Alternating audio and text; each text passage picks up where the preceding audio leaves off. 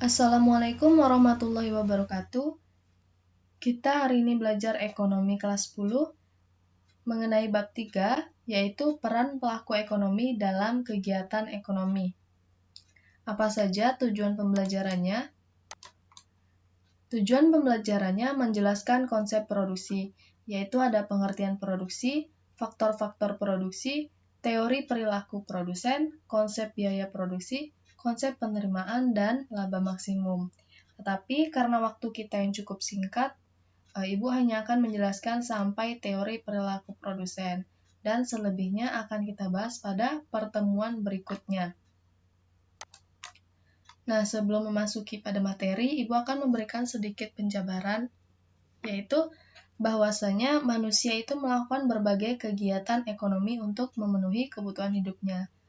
Nah, kalian dapat melihat berbagai aktivitas ekonomi yang dilakukan oleh orang sekitar. Misalnya, pedagang makanan, penjual alat elektronik, atau kegiatan membuat barang dan jasa, seperti pabrik, bengkel, pengembangan perumahan, dan lain-lain.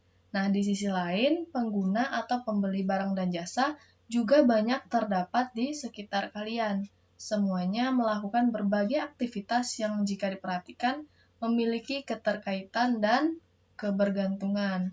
Hal tersebut menunjukkan adanya saling membutuhkan antara satu dengan yang lainnya, baik itu pengguna, penjual, atau penyedia barang dan jasa.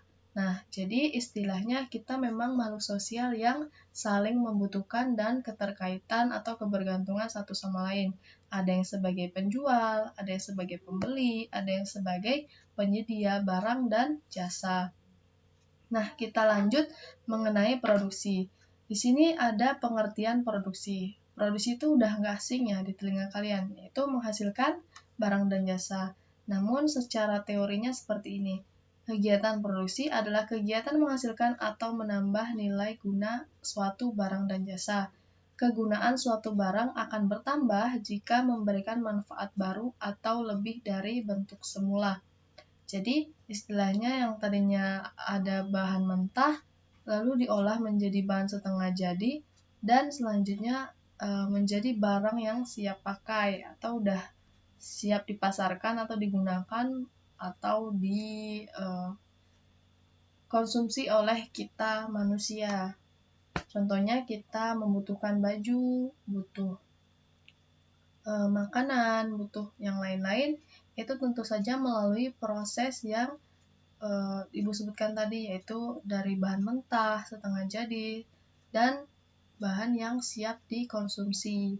Nah, fungsi ilmu ekonomi dalam kegiatan produksi yaitu memilih bagaimana sumber daya faktor produksi dapat dikombinasikan dengan efektif dan efisien, sehingga menghasilkan output yang murah dan berkualitas.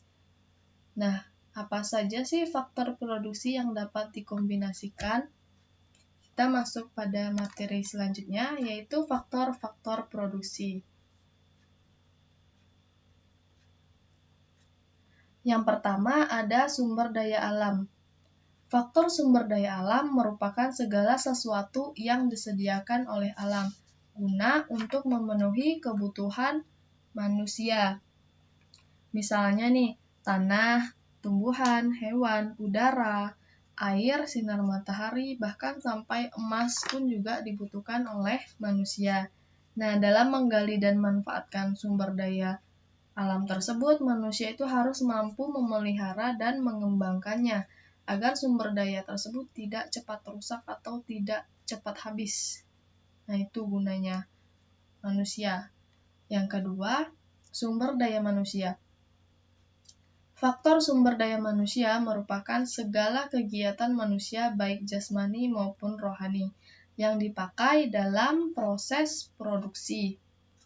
Faktor sumber daya alam dan sumber daya manusia ini merupakan dua faktor yang memang faktor produksi asli karena tersedia di alam secara langsung. Ya benar sih, karena sumber daya alam memang udah tersedia di alam dan manusia juga udah tersedia di alam. Manusia ini membantu agar pengelolaan sumber daya alam ini dikelola secara efektif dan efisien. Gitu. Selanjutnya ada sumber daya modal. Modal adalah barang atau hasil produksi yang digunakan untuk menghasilkan produk selanjutnya. Faktor produksi modal itu dapat dikategorikan yaitu bentuk modal dan manfaat modal tersebut. Yang pertama ada modal nyata.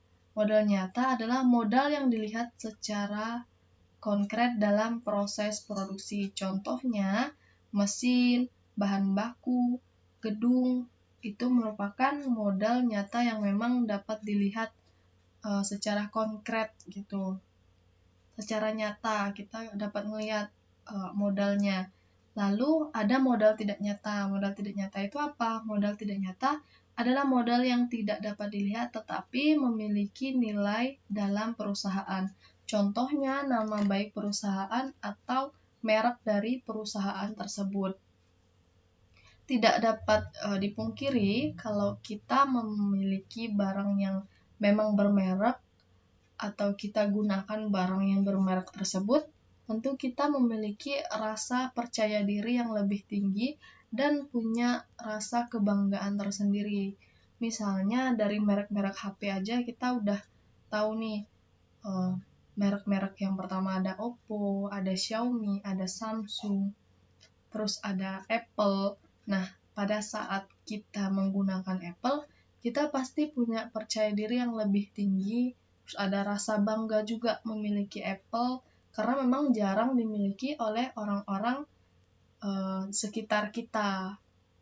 Biasanya seperti itu. Nah, nilai dari perusahaan tersebut atau merek tersebut dijadikan patokan sumber daya modal. Modal dia untuk memasarkan produknya, yaitu karena nilai jual dari merek tersebut udah tinggi, udah bagus gitu.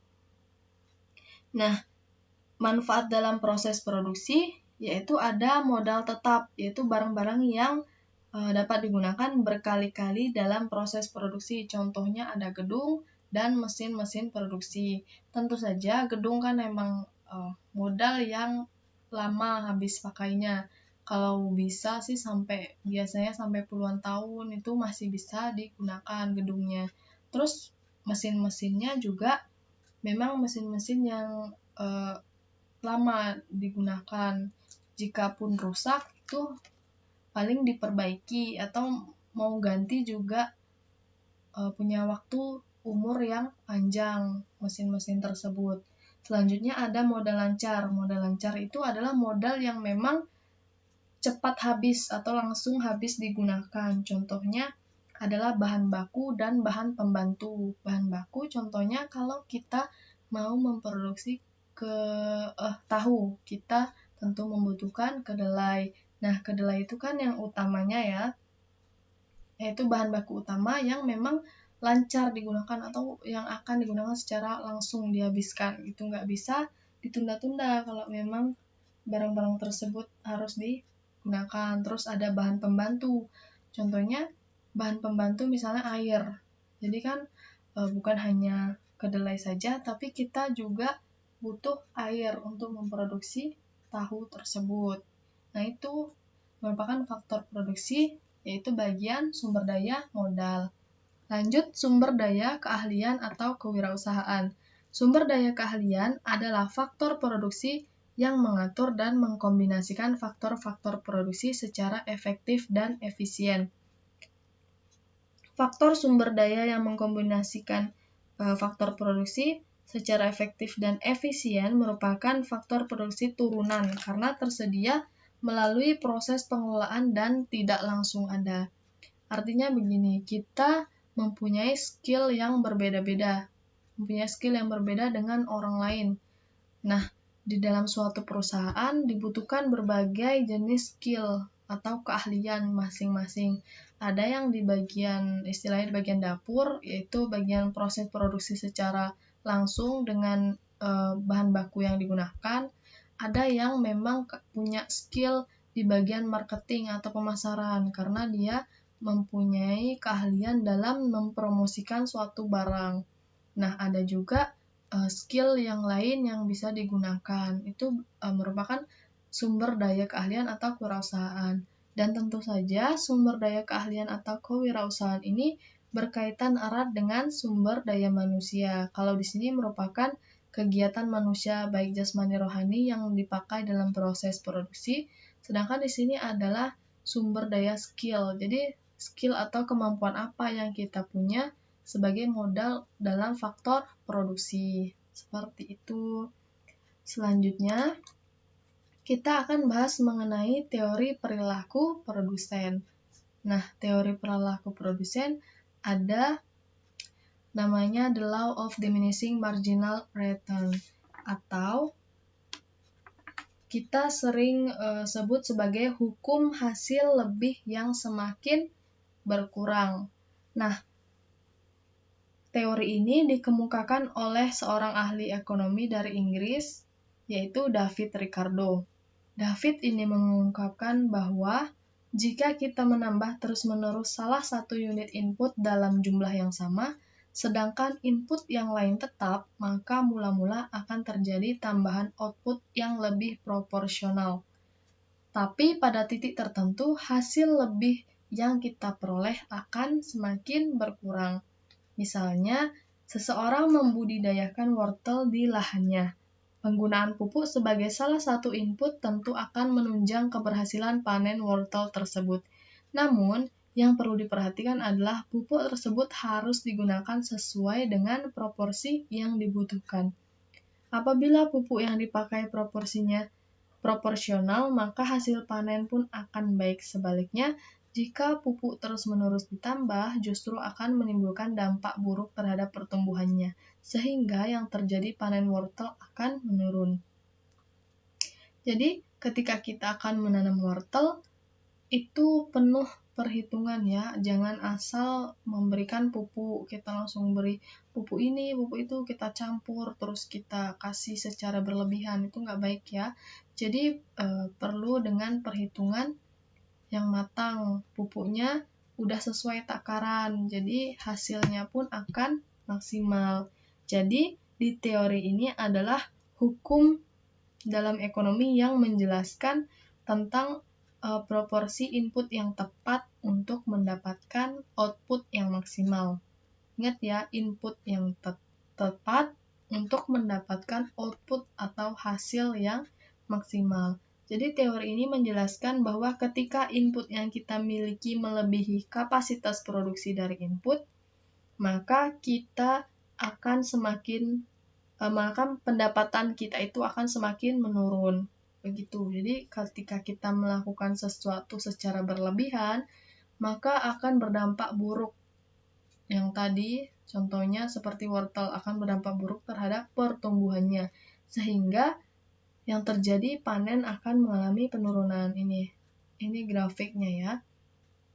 Ketika kita menggunakan pupuk sudah baik, terus kita kasih pupuk lagi secara berlebihan, maka hasil panen tersebut malah akan menurun. Nah, ini teori di sini kita mengajarkan bahwa sesuatu itu digunakan sesuai dengan takarannya agar hasil outputnya itu maksimal. Seperti itu. Jadi terima kasih, alhamdulillah jazakumullahu khairan yang sudah menyimak. Kita akan lanjut di pertemuan berikutnya, yaitu masih di bab 3. Wassalamualaikum warahmatullahi wabarakatuh.